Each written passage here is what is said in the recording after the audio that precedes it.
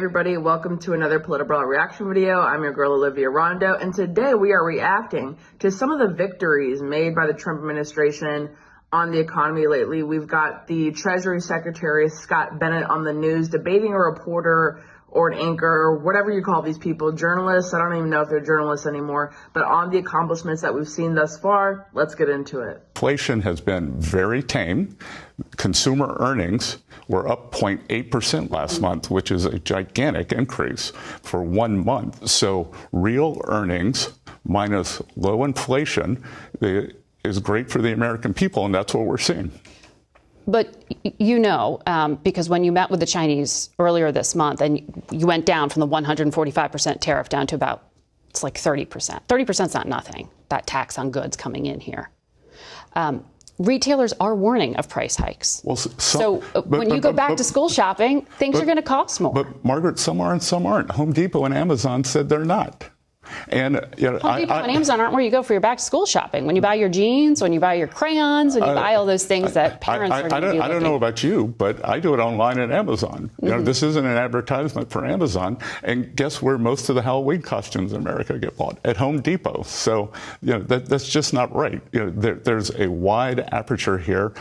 Different companies are doing different things. They are making decisions based on their customers, what they think they're able to pass along to their customers, what they want to do to keep their customers. And I was in the investment business for 35 years, Margaret, and I will tell you, earnings calls, they have to give the worst case scenario, because if they haven't and something bad happens, then they'll be sued.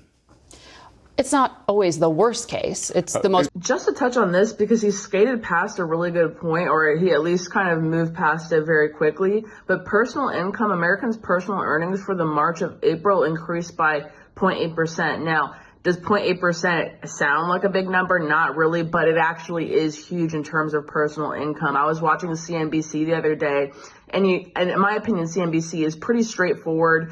They have some lefties and some conservatives on there, and Rick Santelli was raving. He was so excited. He was saying, first of all, let's give some credit to the Trump administration, because that network and basically everybody in the mainstream media never wants to give him credit. So CNBC actually did give the Trump administration credit with that and said it was a stellar start to the year and it was nearly triple the expectations. So Bessent just skated right past that, but that was actually a huge point about personal income, for the average American. We're seeing very powerful numbers for the first 4 months of the year.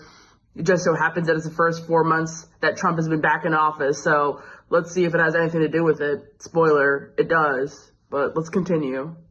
Probable case. No. They have to give the worst case. So Walmart, there was just a piece published with the conservative strategist Karl Rove. I'm not asking about politics because he is a political strategist, but he went in on the math here. And he points out that Walmart has a profit margin of less than 3%. He says, if it does what Mr. Trump says, eat the tariffs, it can't break even. It can't absorb the cost of imported pair of kids' jeans with a 46% tariff on Vietnam, a 37% tariff for Bangladesh, or 32% tariff on sneakers from Indonesia. Other companies are in the same pickle. So should companies cut back on the amount of goods they have on their shelves or just on their profitability? That's a decision company by company, Margaret. And I had a long discussion with Doug McMillon, the CEO of Walmart, and they're going to do what's right for them. Before consumers, the reality is there will either be less inventory or things at higher prices, or both. Margaret, when we were here in March, you said there was going to be big inflation. There hasn't been any inflation. Actually, the inflation numbers are the best in 4 years. So why don't we stop trying to say this could happen and wait and see what does happen? I feel like J.D. Vance sometimes, especially when I watch this lady on Face the Nation. I'm like, Margaret.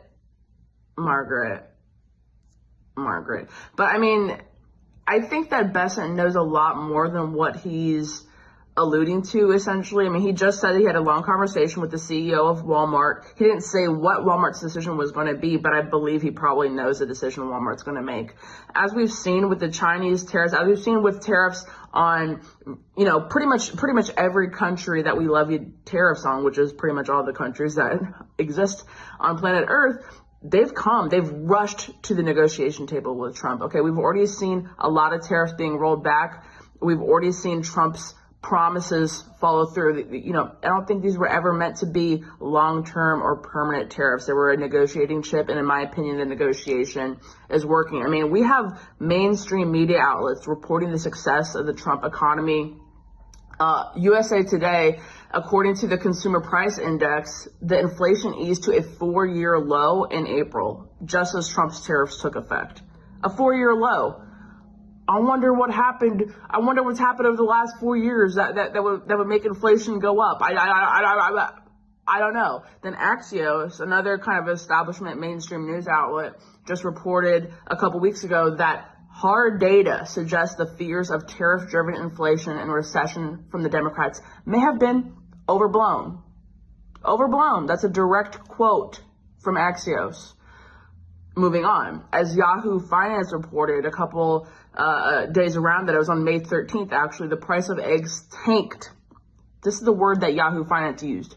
Tanked by 12.7%. Now that's a big number. Now that's a significant number. That is staggering.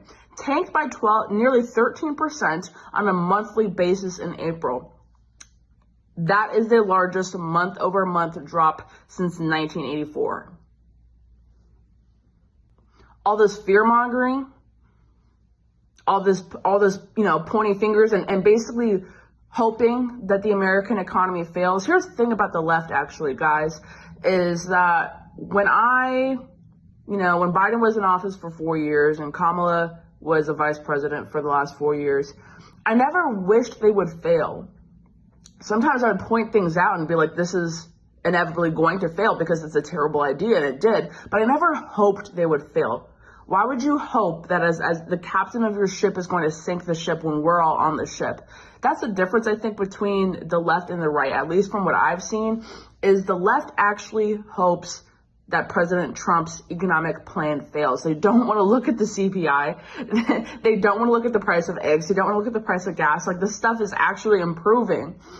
We're seeing records that we haven't seen since Trump was last in office. And sometimes we're reaching new records that we haven't seen since the 80s, like the egg prices going down month over month. So I think, I'm not saying let's blindly listen to Scott Bessent, let's blindly listen to the administration and everything, but Margaret, you're asking dumb questions. And I think, at least with Bessent, he has proved himself to know what he's doing, at least a little bit. I think let's give him a little credit. Let's give him a little respect.